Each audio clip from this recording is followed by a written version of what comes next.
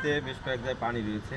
এই পানির সমস্যাটা কতদিন ধরে এবং আপনার এই পানির বিষয়ে কেরো কর্তৃপক্ষ আপনাদেরকে কি বলেছে, আপনারা অভিযোগ জানিয়েছেন কিনা একটু? এই পানি মূলত হচ্ছে আজকে 3 সপ্তাহরও বেশি হবে যে এখানে পানি মানে একই অবস্থায় আছে। আর এখন যে বর্তমান যে অবস্থা, পানি মানে অনেক পরিমাণ বাড়ছে। আর এই যে যেহেতু আমাদের চুয়াডাঙ্গা জেলাতে শীত বেশি, এই তীব্র শীতে মানে কোনো ফ্যামিলির রুমের ভিতরে যদি পানি ওঠে তাহলে সেই ফ্যামিলি কি বসবাস করতে পারে?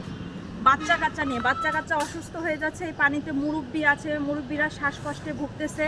আর এই যে যে শীতের মধ্যে যে এই যে রুমের মধ্যে পানি পোকামাকড় ঢুকতেছে, ঘরের জিনিসপত্রগুলো সব নষ্ট হয়ে যাচ্ছে। তো আমরা যখন কেরোর এমডি স্যারকে জানাই যে আমাদের ঘরের ফার্নিচারগুলো নষ্ট হচ্ছে, ঘরের জিনিসপত্রগুলো নষ্ট হয়ে যাচ্ছে, তখন উনি আমাদেরকে বলে যে তোমাদের 2 টাকার ফার্নিচারের জন্য কি আমরা কি লাখ টাকা নষ্ট করব? আচ্ছা, এটা কি কোনো এমডি স্যারের কথা? বলেন। আমরা যে এই যে সাধারণ জনগণ আজকে 3-4 সপ্তাহ ধরে ভুগতেছি, কেরোর মিলের না কোনো এমডি আসছে আমাদের এই যে যে ঘটনা এই যে এখানে যে ঘটেছে, না কোনো অফিসার আসছে, না কোনো এমডি এসে যে ঘটনাস্থলে যে কি ঘটেছে ওনারা কিন্তু দেখেনি।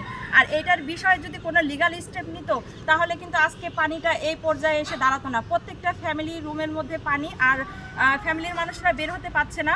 আর পানিতে চারোদিকের অবস্থা খুবই ভয়াবহ অবস্থা, মানুষ বাথরুমে যেতে পারছে না, গোসলখানায় যেতে পারতেছে না, মানে খুবই একটা সমস্যার মধ্যে আছি। এটার কোনো লিগাল স্টেপ এখনও নেওয়া হয়নি।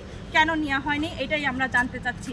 আমরা তো কেরওয়ান কোম্পানির যে কোয়ার্টারে থাকি, আমরা তো ভাড়া দিয়ে থাকি। আমাদেরকে তো কেরওয়ান কোম্পানির যারা আমাদেরকে যে কোয়ার্টারে রেখেছে তারা তো আমাকে ফ্রিতে রাখে নাই।